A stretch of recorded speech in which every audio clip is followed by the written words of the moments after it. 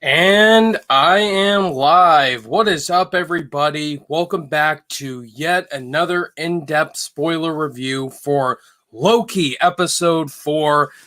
Oh my goodness, guys, we have a lot to talk about today in this review for Loki episode 4. Sorry I didn't post this early in the morning. I was working, so now I'm back at it again. We got a lot to talk about with this new episode, guys, but before we dive into it, if you guys are new to the channel and if you love Loki, definitely hit that like button. It really helps the channel a lot. And consider clicking that subscribe button for more breakdown reviews like this every single week, as well as new movie reviews and ranking videos like this. Before we get into the fun of it all, let's say hi to everyone in the chat. What's up, Network 98, Trav Max, and Devin Pilgrim's also here. What is up, Devin? Good to see you. Trav Max, this was a great episode. I totally agree, man. We got a lot to talk about here. As you guys know, this is spoilers. As you can tell by the title, we're going to dive into what happened in this episode, scene for scene, give you guys my thoughts, as well as my speculations for episode 5. So overall, this episode was absolutely incredible. I think this is the best episode so far in the whole series. I just can't wait to talk about it, guys. So without further ado, let's kick it off with the opening scene here in a flashback. We go back to Asgard. Instead, it's not Loki. It is young Sylvie, and she basically is committing a crime in the TVA's terms. She is breaking codes in the sacred timeline. She's in Asgard, and then the TVA show up to arrest her as such a young child, and we see her go through being arrested, and she's just going through what Loki went through in the pilot episode. She's getting arrested by the TVA, and we also see Renslayer. As you know, she is a judge in the show. We see that she was actually a TVA guard at the start of her time, so it was cool. I would say this is definitely a Renslayer episode. We got to see how she grew up in the TVA. She was a guard, and then she became a judge, like we see her currently. So this opening scene was really awesome. It introduced little Sylvie, who was adorable, and Renslayer as well. And we get to see a sequence of little Sylvie taking the TemPad from her and then escaping. And she was just traumatized with what she witnessed, and I thought that was a cool way to open the episode. And then we see Renslayer going up to meet with the Timekeepers. The Timekeepers get introduced into this episode, but yeah, you know about the Timekeepers. We'll talk about that one a little later on. So it cuts off to the opening logo. And then after the meeting, we flash forward. Renslayer coming off of a meeting, talks to Mobius, and the Timekeepers are kind of angry at Renslayer because of what happened in the previous episode with Loki and Sylvie, messing with the timeline, escaping from them. So they're basically angry about what just happened, and we see a lot of dialogue between Loki and between Mobius and Renslayer in this episode, and it just really develops the character of Renslayer more into what she has become in this show and what the whole TVA scandal is about. And then the previous episode dived into this planet called Lamentus 1. Lamentus 1. So we see Loki and Sylvie still on Lamentus 1 as it is basically getting destroyed. It's getting blown up. It's getting destroyed. We see Loki and Sylvie talking about just anything possible. The TVA and Sylvie growing up. Just those great conversation dialogue moments between these two characters. Episode 3 really set up that relationship and that back and forth between Loki and Sylvie. And I really how this is kind of like the payoff to that development all around.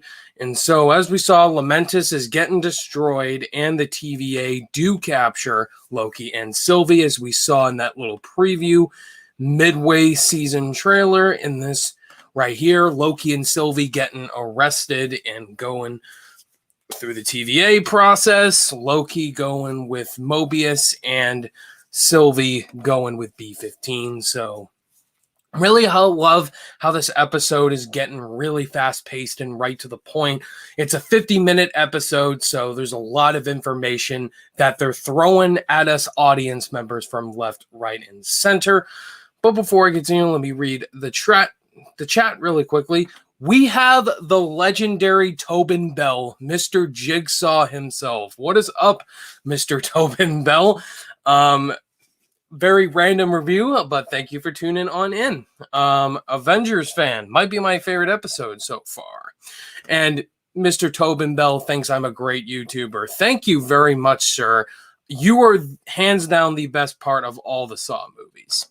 So anyway, let me get rid of that. Let me get rid of that comment right there. So as we continue, Loki and Sylvie, they get captured. And it's basically them going back to their jail cells. Mobius and Loki are kind of button heads back and forth. And Mobius basically sends him off into this portal. And he's kind of back in Asgard. And we see a returning character from the Thor franchise that I did not expect coming, and everyone else. Lady Sif returns after the last movie she was in was Thor the Dark World, and now Lady Sif is back in this little time loop that Loki is experiencing. Lady Sif is basically repeating the sequence of Loki. How dare you? You shall be alone, and you deserve to be alone, and you always will be. And she's punching him, kicking him in the nuts, and it's just a little funny dialogue back and forth sequence.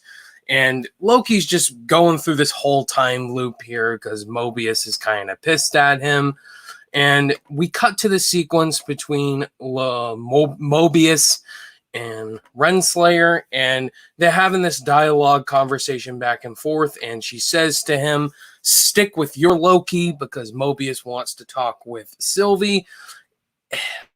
There's just a lot of suspicion for Renslayer in this episode, and Mobius is kind of questioning her a lot, and she's like, So a lot of awkward conversation going back and forth, and that all leads up to the end of the episode with Renslayer there. And so we cut to this scene of Mobius and Loki having a conversation, and we find out in the previous episode that the TVA has been lying this whole time. Well, the TVA have been kind of mind tricked. They've been kind of messed up, thinking that they are real TVA guards created by the Timekeepers, but no, they're actually variants like real human beings. And so Loki finally reveals the truth to Mobius, and then Mobius, of course, does not believe Loki, sends him back to that loop portal, and I just love just the development of Mobius more as a character. The more he's starting to gain information in this episode, and his obviousness to not believe Loki. It's just some great dialogue in this episode, and I just really commend all the writing so far in this show. So then we cut back to another sequence between Renslayer and Mobius. They're talking on the couch. And as I said, Renslayer's kind of getting suspicious with the way Mobius has been acting. Mobius is questioning her a lot. And he tries to pull a fake on her, takes her TemPad without her seeing, and just he's kind of curious himself after the information he's just heard. And so that's just a cool scene of Mobius kind of going towards Loki's side a bit and developing that chemistry more. So anyway, this episode really is about revealing what happened in the previous episode. We got that big reveal about the TVA being lied, that they're not actually created by the Timekeepers. They were kind of captured and just brought about. And this is Loki and Sylvie revealing the truth. And another character that is kind of revealing the truth is Sylvie to B-15. One of the guards there, they're talking, and she asks her a question like, I saw you read my mind. What's been going on? And she reveals the truth there. And so it's kind of a turning around of these characters and understanding what the truth really is. And so Mobius is starting to come around and discovering the truth.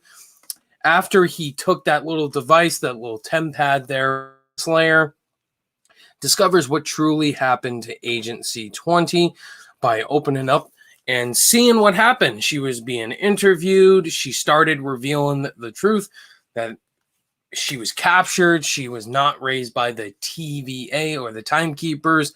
She's actual normal human being, just like Loki and Sylvie said. And then we see Renslayer, the one behind it all, shutting the tape off and then killing her. Agent C-20 has been killed. And once you do really find out the truth, the TVA just kills you. That's what happens to Agent C-20 in this episode. Mobius definitely now believes Loki. And so, yeah, they have a conversation back and forth. And like, how is this possible? When can you get this done? And just things go completely downhill from there. And this is why this episode is so really good. There's things I did not expect coming for this episode and for certain characters like Mobius. Right after they come out of that little portal, Mobius and Loki, they come face to face with Renslayer and the guards, and Renslayer's like, I think you have something of mine. And then Mobius is like, oh yeah, as soon as I got all the way down here, I realized I still had this.